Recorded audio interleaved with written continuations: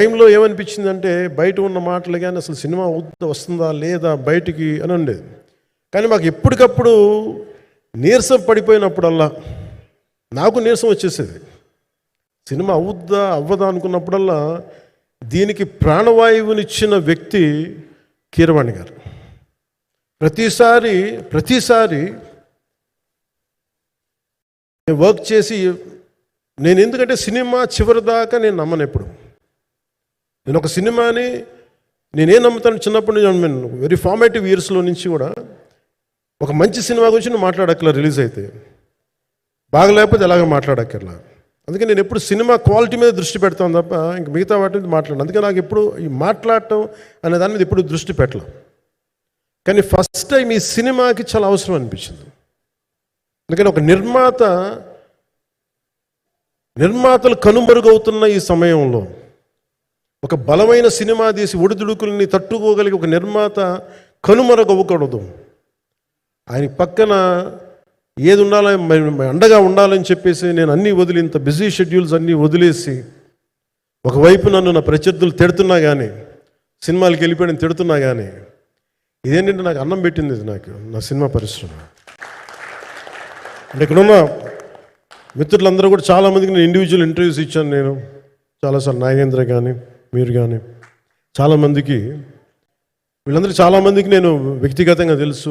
కాకపోతే నాకు సినిమా అంటే నేను సినిమా గురించి ఎక్కువ చెప్పలేక ఎక్కువ మాట్లాడలేను. కానీ బట్ నాకు నిజంగా సినిమా మీద అపారమైన గౌరవం, సినిమా మీద అపారమైన ఆసక్తి, నాకు ప్రాణవాయువు అది.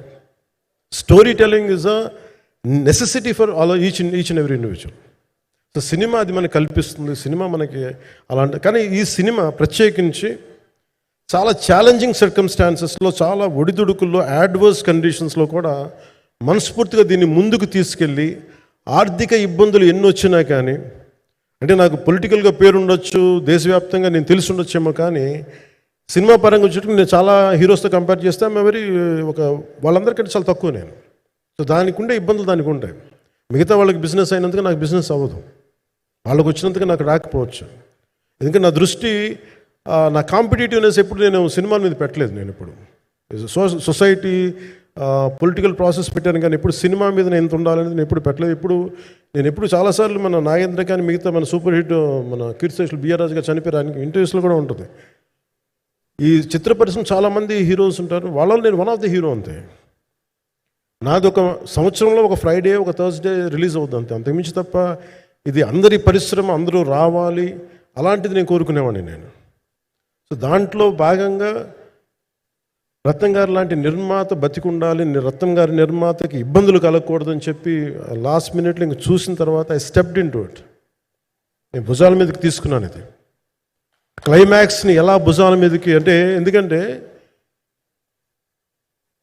ముఖ్యంగా ఇక్కడ ఇది ఇంకొక బలమైన స్టార్ కాస్టింగ్ చాలా బాగా చేశారు ఆయన. ముఖ్యంగా బాబీ డియోల్ గారిని అంటే ఈరోజు చూస్తుంటే నాకు అదే అనిపించింది. ఈరోజు మన ప్రెస్ మీట్ కూడా నేను వచ్చాను. అందరూ ఎంత బిజీగా ఉన్నారని కొన్ని రాత్రుల నుంచి నిద్రలేదు. మన మనోజ్ పరమహంస గారికి కానీ, రత్నం గారికి కానీ, జ్యోతి గారికి కానీ, పాపం ఈ సినిమా ప్రమోషన్ సింగిల్ హ్యాండెడ్గా పాపం నిధి అగర్వాల్ భుజాల మీద వేసుకొని నాకే బాధ అనిపించింది. పాపం ఒక అమ్మాయి తన కెరీర్ తను చూసుకోవాల్సిన అమ్మాయి కూర్చోబెట్టి నాకే సిగ్గు అనిపించింది. I have to truly appreciate you. అంటే చాలా పాపం అన్నీ వెళ్తూ ఉంటే నాకు ఇదేంటి సినిమాని అనాథలా వదిలేసారండి అనిపించింది. సో నాకేమనిపించింది, ఈ సినిమాకి ఎవరు అనాథలా వదలలేదు, నేను ఉన్నానని చెప్పడానికి వచ్చాను ఈ రోజున. ఎందుకంటే నేను కోట్లాది మంది ప్రజలకి అండగా ఉండేవాడిని, దేశంలో ఉండే సమస్యలకి స్పందించేవాడిని. అలాంటిది తెలుగు సినిమాకి, నా సినిమాలకి మీకు తెలుసు గతంలో ఎన్నిసార్లు ఇబ్బందులు పెట్టారు. అదే మన ప్రభుత్వం అక్కడికి రాగానే వెంటనే సాధారణంగా హృదయ కవాటాలు తెరిచి మరి ఆహ్వానించాం. ఏమి కృతజ్ఞత కూడా ఆశించలేదు. అంత చిత్ర పరిశ్రమను అంత గుండెల్లోకి తీసుకుంటాం. అలాగే దీనికి సంబంధించి అలాంటిది నా సినిమాని నేను ఎందుకు వదిలేస్తాను? ఎందుకంటే ఇది ఇంకో సినిమా కాదు.